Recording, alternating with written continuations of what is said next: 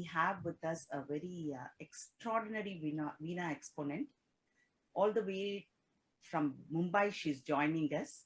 Let me introduce you to Srimati Mala Viswanathan. Hi, Mala. Welcome. Namaskaram, Sandhya. It's a joy to join with Music of Madras and you for this wonderful chat.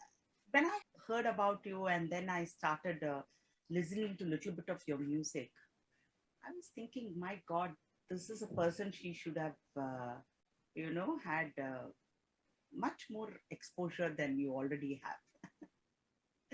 Extraordinary work that you've been doing.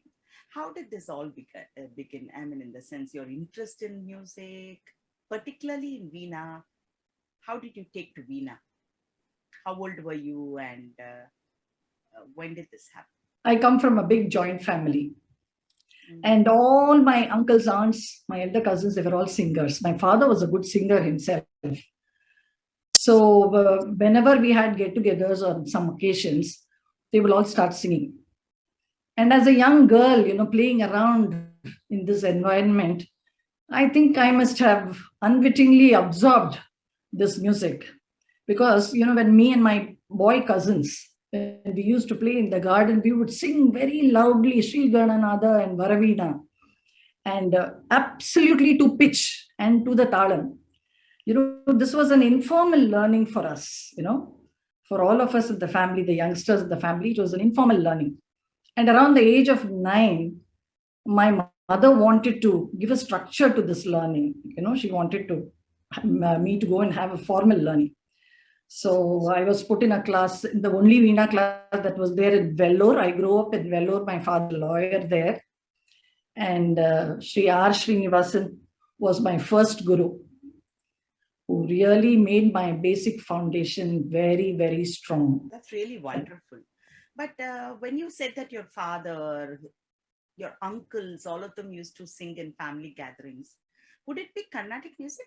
It was mostly Carnatic music and related, songs. Like they enjoyed singing the Nandanar movie songs, a lot. Yeah, okay. Film songs based on Carnatic music, exactly. I would think that even today, whether it's A.R. Rahman or Ilayaraja or Sir, all of them do, fall back to the basic ragams and make a fusion of it, or individually, and those songs are particularly very well received by the public. Oh yes. Anything based on Carnatic music can never fail is my opinion. So in Vellore, when you and your cousins were playing and having a good time, very often you used to sing as you said, Sri Gananatha or something. So Varavina was our favorite. Varavina, yeah. So your mother, when she chose to give you make you fall into the system of learning, formally, why did she choose Veena? I mean, the easiest thing would have been vocals, no? My mother had learned a little bit of Veena. Maybe I think she must have learned up till Geetam or something when she was a child. She had taken to the instrument. She loved the instrument. And I think that must have motivated her to put me in Veena classes. That's what I guess. True. Actually, Veena is definitely one of the most beautiful and it's a very dignified instrument. I'm not saying the other instruments are not dignified. But having said that, it is quite a mammoth instrument. It's not easy to carry around and you just... Not at all. Not like a flute, which you can just take it and start playing. Yeah. So as a young girl, did you resist going to the Veena class or you enjoyed, how was your approach to music? There were 2 reasons why I really enjoyed it. Because out there in the Veena class, I had 7 of my school friends also in the class. Okay, that makes it very... A lot of fun. Just before the class started, we used to create a ruckus, outside playing. And in fact, we will do our homework also there together. Along with that, the fact that this big, magnificent instrument was my very own, that also got me interested. I enjoyed the fact that this instrument was just mine. So your amma bought you your own instrument? right away. Mala, tell me about your first guru, Sri R. Srinivasan. How did he? What was his methodology? How did he keep you interested and invested in learning Veena? The first thing that got us all interested was that we were playing with our friends. I'll come to the teacher next. The fact that we were all going in batches of 3 students at a time. And invariably, these were my good friends. So when the teacher came on to the picture and started, and these lessons, the basic lessons that he was teaching were all already in my memory from my informal home training. So all that I had to do was and he did a good job of getting my get a hang of the instrument. So he was very patient with us, right from teaching us how to tune Veena. He was very particular that you needed to tune the Veena first before you started playing. Otherwise, the harmony is gone. So that was a beautiful lesson I learned, the very first lesson. And then the Sarali Varsai, like you said, by the time the student, a young girl, comes to Janda Varsai, which is a very painful lesson on the Veena, your fingers really get cut. But I can tell you with my experience now as a teacher, Sandhya, um, that age is such a wonderful age, the young age to learn and absorb anything, as long as there was some motivating factor. For me, the motivating factors were all over the place. The house, now, because I had to come back and show in the next gathering, family gathering, I wanted to show my skills too. Yes, yes. So the teacher made use of all of this. He knew my background. He made use of all of this and saw to it, that my lessons were all almost similar to the lesson that my cousins were also learning. Because Vellore being a small town, the vocal teachers and the Veena teachers, they were all great friends. So they knew the few families that were all learning music. So there was always that interaction between them, when they will talk about their student, the vocal teacher talks about their student and their experiences. And the Veena teacher, my guru, absorbed all of that and tried to give me that same environment in the class, which was really, it worked wonders with me. Those days, the way the family entertainment, when family gathers, the kind of entertainment that they sought to have is very different from what children experience today. Culturally, you have more access to everything. So possibly this kind of an environment is not available for today's children. It is definitely not available now that, you don't even find such big joint families around you. Yeah. And more than that, I would say children of today, they have a lot other distractions. We didn't have anything else to do other than go to school, come back, play outside, in the garden, and then come back into the house for all of these kind of activities. There was no TV at that time. If you remember, no TV those days. Smartphone. No smartphone. We only had the local landlines. In your family, are you the first generation to be a performing artist? Yes. Wonderful. I'm the first. What about your siblings? I have 2 brothers. Both of them have knowledge enough. This informal training, they also got the knowledge. They have the knowledge enough. They are to be able to criticize me or appreciate me whenever they have to do it. But they didn't take it further. I read that you learned from none other than the great Chitti Babu sir. So right. I'm very curious to know how that, how you were fortunate to have such experience. He was the great maestro, the greatest Veena artist of those times, like you mentioned, yes. After I finished my schooling at Vellore, by the time I was going to the next level of learning, I had already learned a lot of kirtanas. So when I went to Chennai for my graduation, and I settled down in college, then we said we have to continue my Veena education in Chennai, the Mecca of music, Carnatic music. So we were looking around for teachers when my mama happened to drop in one day. And he said, would you like to learn from Chitti Babu?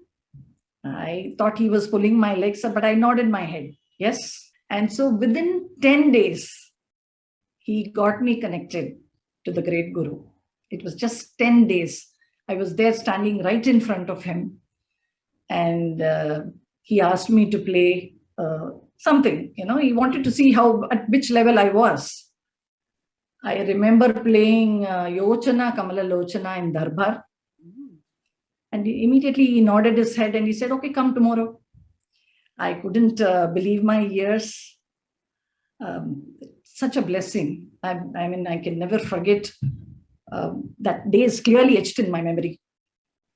Absolutely. So your mama had some influence over Siti Babu sir? Mama knew a friend of his knew Sri Chitti Babu really well. When you start learning from such a famed person, I mean, somebody who's such a personality, then you need to also keep pace with him and remain dedicated to this art form. When somebody like Chitti Babu sir has offered to teach you, then you need to take it with both your hands. Now, how did you manage to do that along with your academics? Because it must have required a lot of hard work. Definitely, this didn't come overnight. I had to go through some experiences in order to realize that when you're sitting in front of such a great artist, a fountain of knowledge, you need to be absolutely prepared, very well prepared. You need to be sharp during the class sessions. You need to be very alert also. So these were qualities were definitely required, because the artist in front of you is a creative person. The Sangati he plays once, he's not going to repeat next. You should be sharp enough to catch it as it comes your way. Mm. Otherwise, the loss is yours. You need to just pick it up, because then it is not repeated a second time. He can't even think of the same thing the next time when he plays the Sangati. He Mm. brings in another new Sangati. I was about to request you to play something for us, either what Chitti Babu sir would have liked you to, play for him, or Lochana Kam Lochana, what you first played for him. Definitely, but I would love to play Vatapi Ganapatim for you, because that was the very first Kirtana he taught me.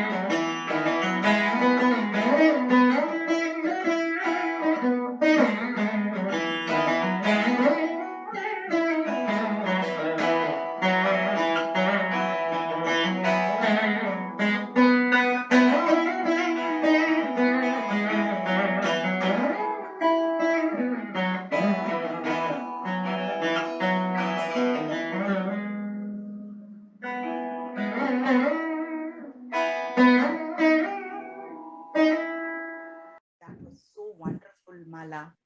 Uh, he must be happy to, he must be wherever he must be very happy to see the way you have shaped up. Not only happy, Sandhya, he is blessing me all the time. I can feel the blessings coming through my way. People like me have not had an opportunity to interact with him. So, through your eyes, please share with us some experiences that you had with him because of learning from him, or whatever you feel you can share with the audience. Because many of this generation, they wouldn't have had an opportunity to know, none of us had an opportunity to know him personally. Quite a few experiences that I've had. He was one of the greatest artists, like we mentioned, of those times. But on personal interaction, most down to earth, most large hearted, magnanimous guru. That will surprise people, but the entire family was so kind and nice to all of us students. They treated us like almost we were their children. And experiences with him were many. Like I told you before, when you're going in front of a guru like this, a student has to be mentally really very well prepared and be alert. So there was this one occasion when he started teaching me the Saveri Varnam Sarasuda. He did the Pallavi, the Anupallavi. And those days, Sandhya, he was a very busy artist. Almost about 200 days in a year, a minimum of 200 days in a year, he was traveling for his concerts. The rest of the few days he was in town, they were the local commitments was there, his family was there. In spite of all of that, he tutored quite a few students. That such was his dedication for the art. He wanted his tradition to continue. So getting a slot with him during those few days when he was in town itself was a challenge. But when we got it, each one of us had this fire in us, to grasp whatever we could from that rare opportunity that we were getting. So this was the day when he was teaching Sarasuda Varnam for me. There were two students waiting for their turn. So he started off Pallavi, Anupallavi. I said, okay, now I think we have done enough. Maybe my class is over. He walked inside the room and came out after 10 minutes. He had two beautiful, cards, 10 by 8 cards, where he had handwritten the Varnam, the entire Varnam. He had handwritten and he gave it to me. It is still a treasure with me. So I thought the class was over. I was about to get up. He said, no, wait. You won't believe it. He asked the other two students to go. Entire Varnam was finished within the next 1.5 hours. A good guru, therefore, knows when the student is ready to receive, when the student is in his or her peak performing stage. Maybe that day I was in that state of full alertness and full focus and really prepared. So he understood that. And the full Varnam was taught within a matter of 2 hours. I was very happy, that I was also able to rise up to his expectations. But I also had one bad experience similar to this. I think it was the exam season. I had just finished my exam, related to your question as to how I managed my college as well as the hectic schedules of the dedication for the instrument and the learning. So this was one day. I think I had just finished my exam and I got a chance, a class, slot like I. So he started Mariveyaradi Kevarai Rama Shanmukha Priya. 15 minutes into the class, I could see it was not going too well. He was a very expressive person. He had a very expressive face. I knew that things were not going too well. And that gave the fear in me. I lost my focus, my concentration, and started doing even more bad, Cheria Pola. He just gently put the veena down, smiled at me, and went down. The classes normally were happening on the first floor. So I was just sitting there. Normally, sometimes when they have a guest, he also goes in the middle of the class. He walks down, greets the guest and then comes back, joins back the class. So I thought he'll come. I'm waiting there for 15 minutes, 20 minutes. No sign. So auntie comes up and she says, Mala, your class is over. You may go.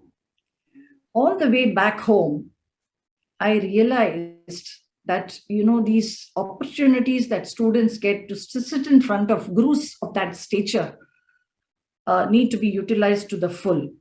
You need to go totally prepared mentally, physically for such interactions. And from then on, it was no looking back. Every class for me was a treasure. And I saw to it that I kept absolutely alert and on your guard. absolutely prepared.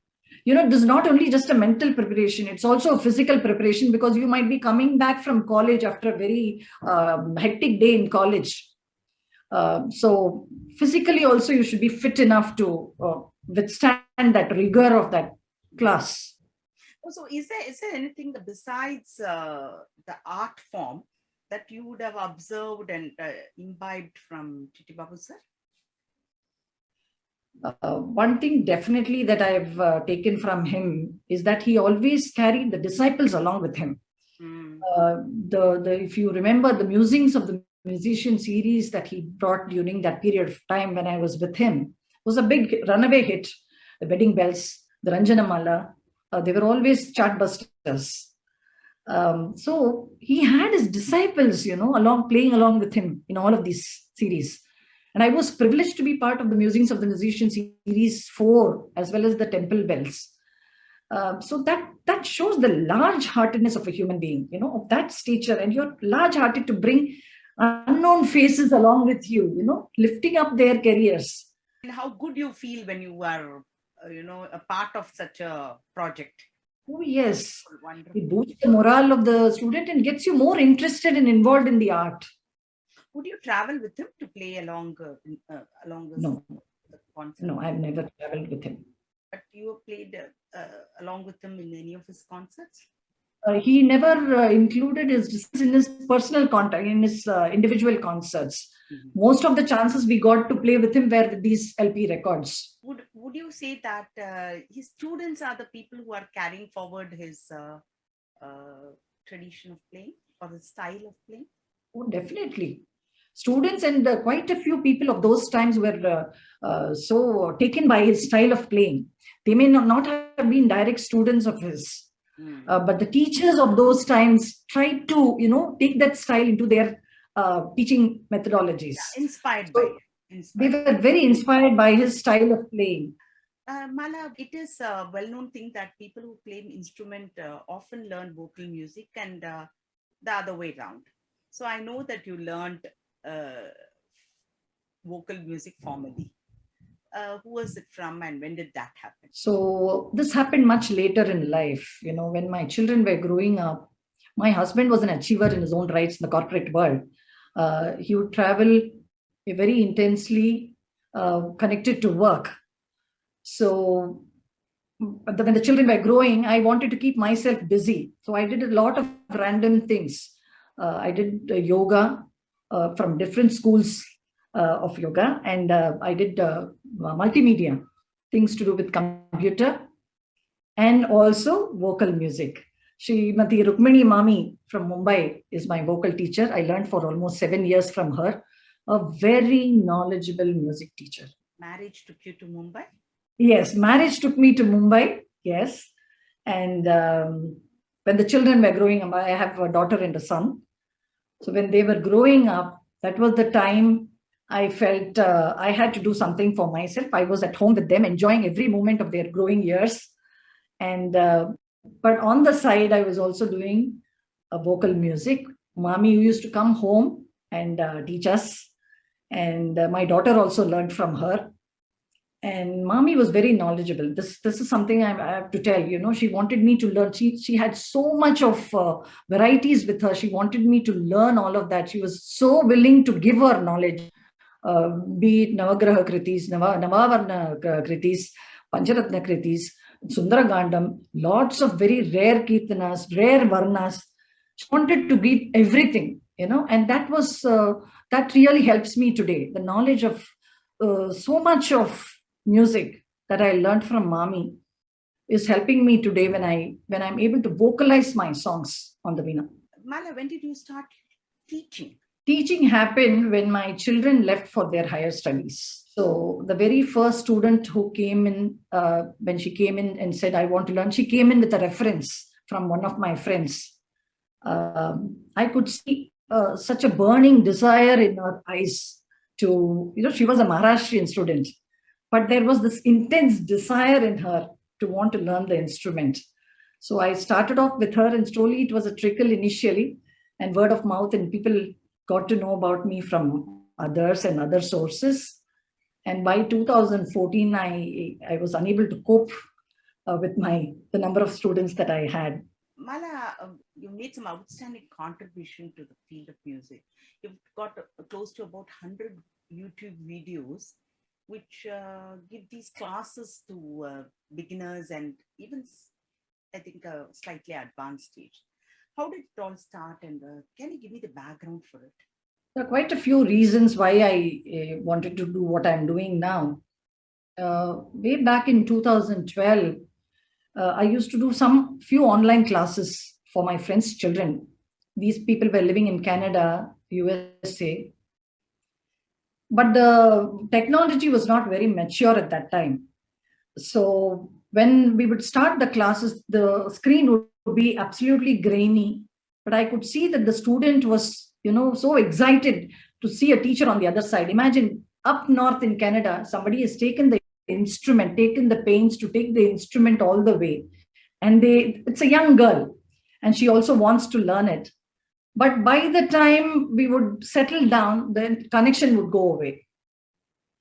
So it was not a very pleasant experience teaching online those days. But I became aware of the fact that there are so many out there in far off places who would like to either get a guru or learn the instrument. If somebody is going to take the pains of taking the instrument all the way, you can imagine it is out of sheer passion and interest.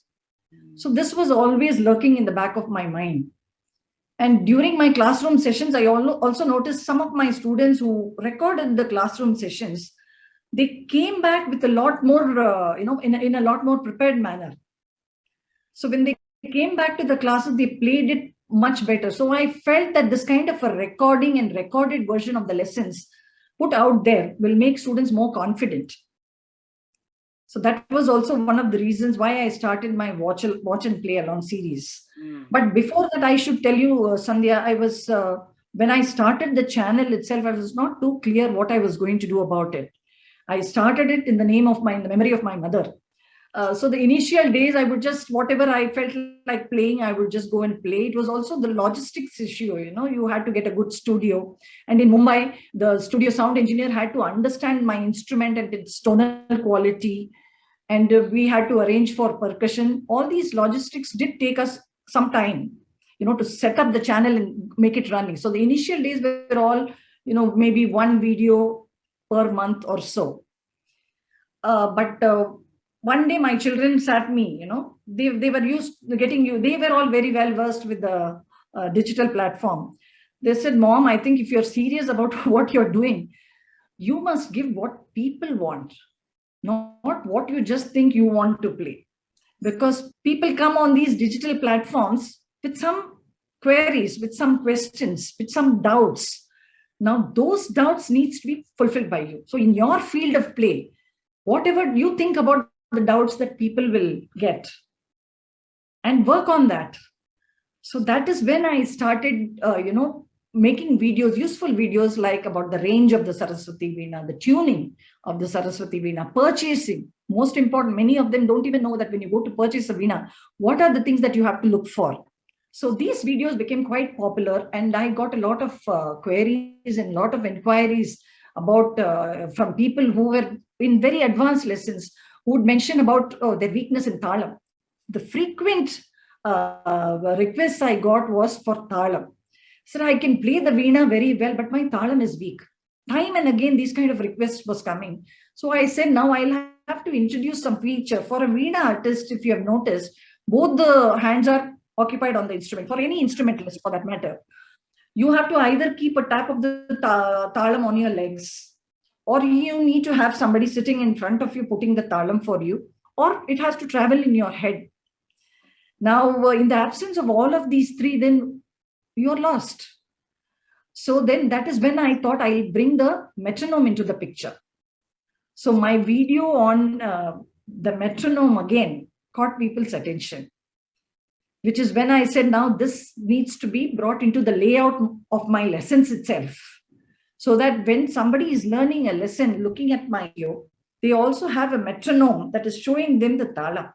I think it was very thoughtful of you, and that's why people swear by your videos, which has got very clear and lucid way of teaching them or guiding them. It has been very, very well received. Wonderful work, Mala. Thank you so much. Do either of your children play Veena? My daughter learned Veena and vocal, but both my children went into serious academia. My daughter did pharmacy and then she went on to do her PhD in epidemiology. And now with two young children, she doesn't have the time to pursue it. But I'm sure she's going to come back because once she's stable, the children are grown up, she's going to come back to learn it. My son is a scientist and entrepreneur.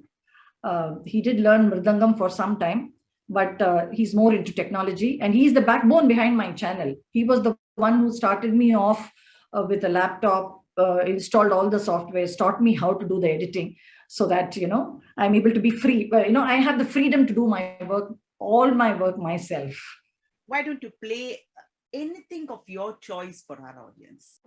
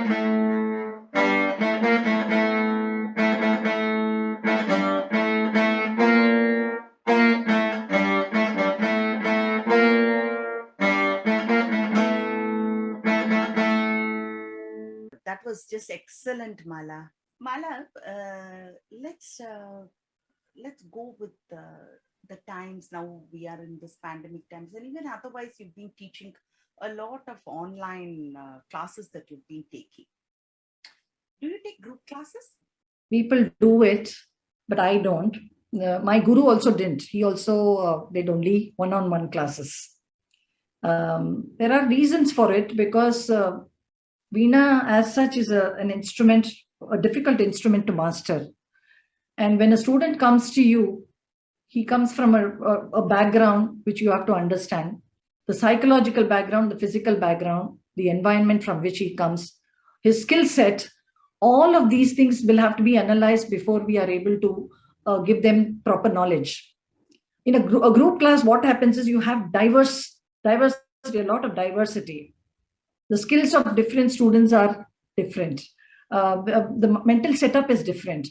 So trying to give a general education to each one of to a group is very difficult.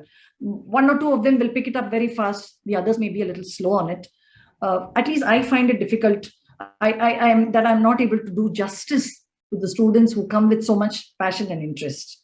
So I've gone into one-on-one teaching, and it's doing well. The rapport between me and my students, the bond that we create during this journey is really strong.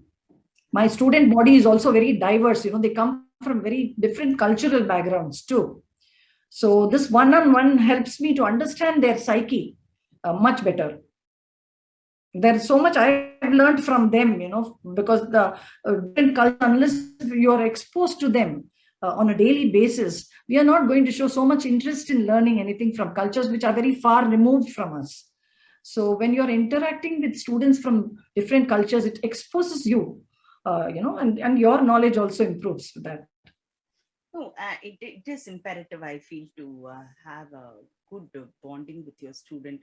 Only then the transfer of knowledge is very seamless. It's a very Oh, holistic yes. learning, you know. It's a very Mhm. wholesome experience.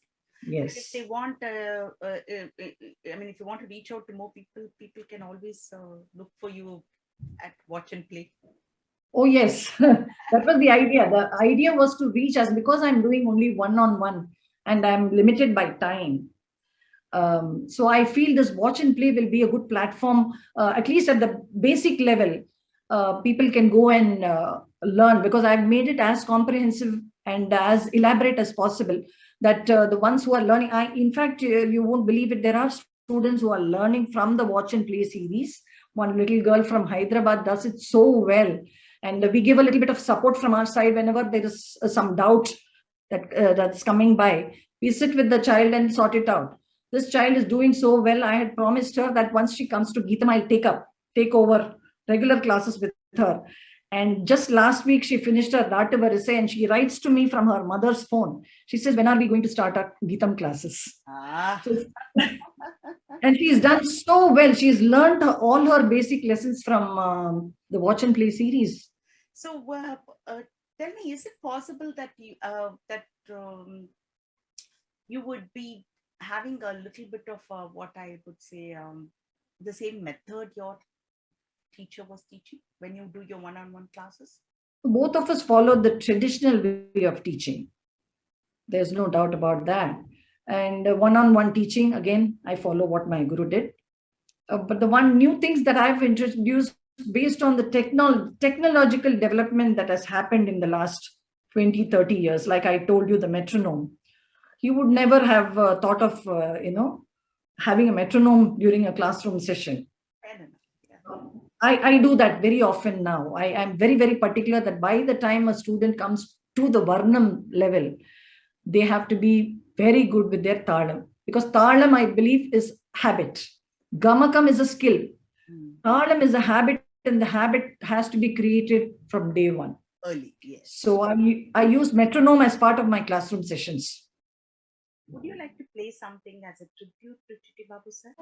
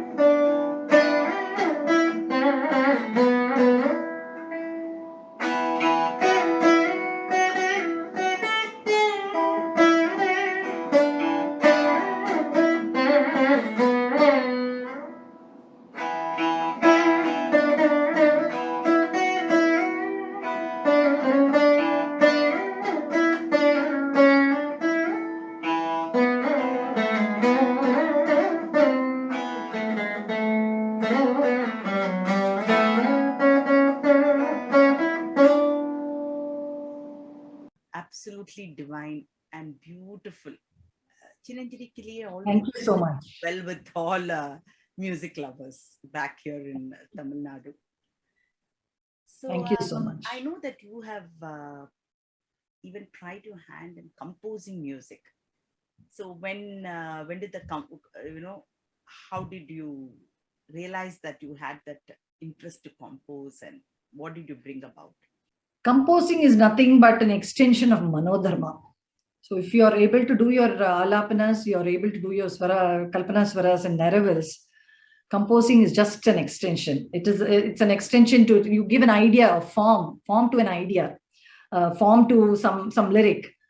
So it was quite natural in me. In fact, I used to try playing small bits of musical patterns before even a kirtana like Akhilandeshwari.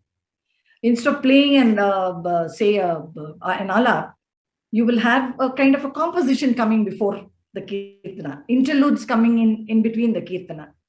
So this was coming I noticed that this was coming very naturally and very frequently with me. Many of the songs like the shlokas that I have composed all have interludes where, I've been able to bring it and sit beautifully between the shlokas. Can I be greedy So, enough to ask you to expose us or show us a bit of this composition aligned with the existing song that you're going to play? How do you do that? Can yes, you demonstrate to us? sure. One of a very famous song of Akka Mahadevi, Ayyani Kelidare Kelu. I've given an opening for the song and I'll show it for you now.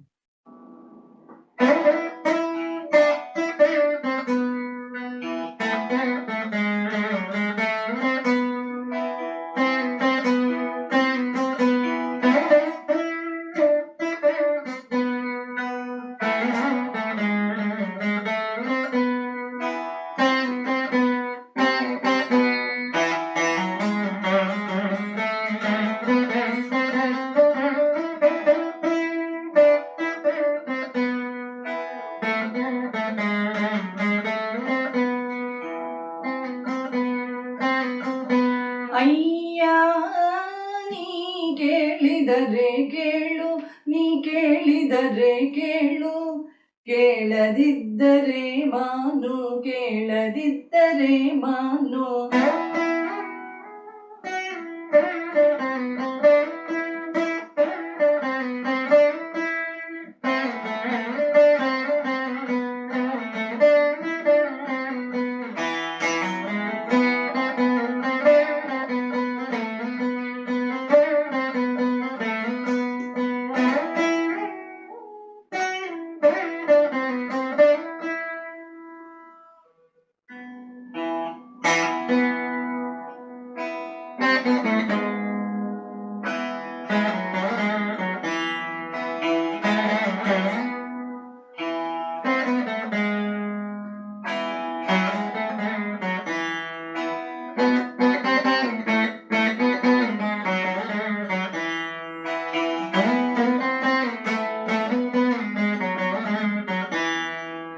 ಅಯ್ಯ ನೀ ಒಳಿದರೆ ಒಳಿ, ಒಲಿಯದಿದ್ದರೆ ಮಾನು.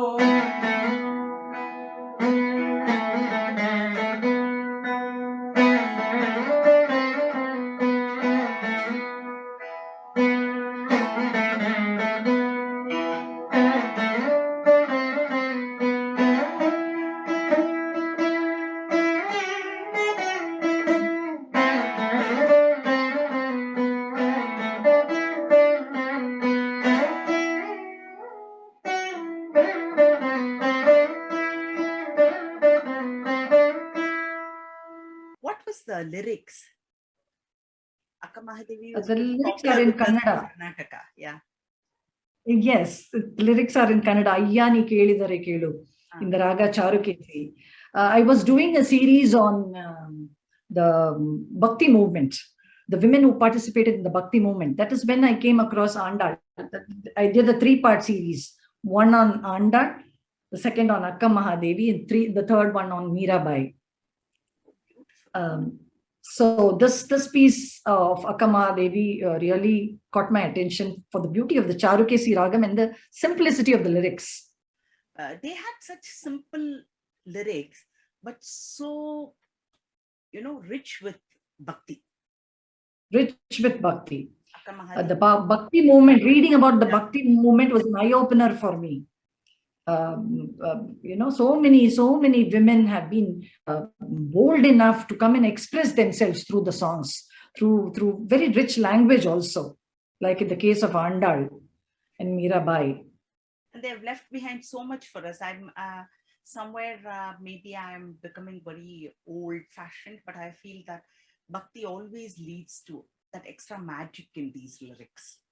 There's nothing old fashioned about it. Bhakti at the end of the day is what is going to give you that connect with yourself, your inner self.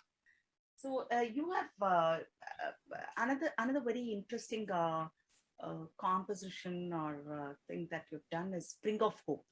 Can you tell our audience what it is? I was already exposed to the Indo-Western style of music when I was with Chitti Babuji. And last year, during the pandemic, when there was so much of pain and sorrow going around all of us, it's almost a year. These things have been going all over the world. It has affected the entire humanity. One full year of trauma that we are all seeing. But when I was thinking about it, I was thinking a lot about nature, the different seasons. In India, of course, we don't have these vivid 4 clear seasons. My husband always jokes. He says, here we only have hot, hotter, and hottest. But if you just look at the seasons carefully, in winter, the trees are all completely dead. It looks like the leaves are all gone and they're dead. So when the weather becomes spring, then you see the blooms out there. It shows life has been there inside those trees and just waiting to come. So all we need is hope that we'll, get over this trauma. Yes. And we'll see good days ahead of us. So when this concept came to my mind, I always, whenever a concept strikes me, I go and record a tune for that concept. I always have a bank of tunes with me, compositions with me. So now this concept really hit a chord, and I went along with that. And this Spring with Hope, you would be surprised to know it was in Karharapriya. I gave it an Indo-Western tilt because I'm talking about humanity here, and my students are very proud of it, because they said, no, something different now.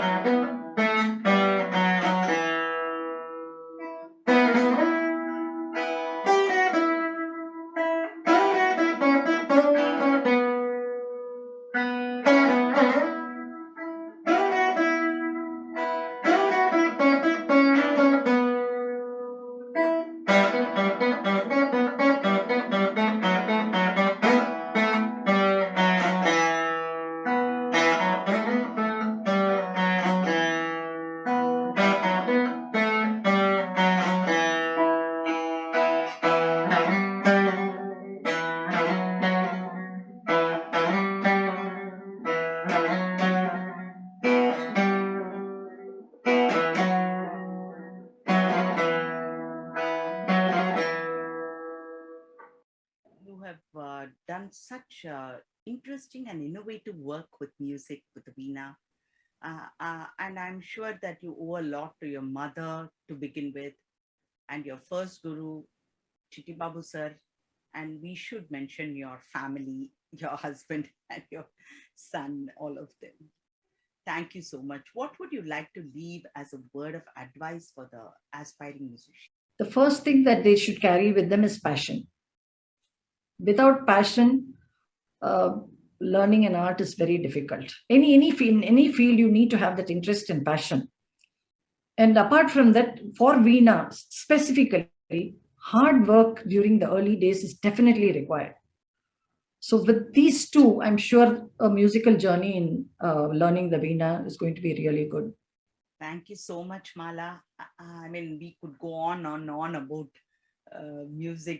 There is no end to it. But thank you for making this time and joining us on the show. We look forward to having many such shows with you. Thank you so much to Music with Madras. This has been a pleasure talking to you, Sandhya. And Acharya Chat is a wonderful opportunity for teachers like me to tell the world the teaching methodologies we use. And I really wish this program great success. And by the way, your questions were all very well researched. And I'm very happy. It brought out the things that I had in my thought process really well. Thank you so much. Thank you so much. So we'll sign off for today. Please be safe and go ahead with your vaccinations. Thank you.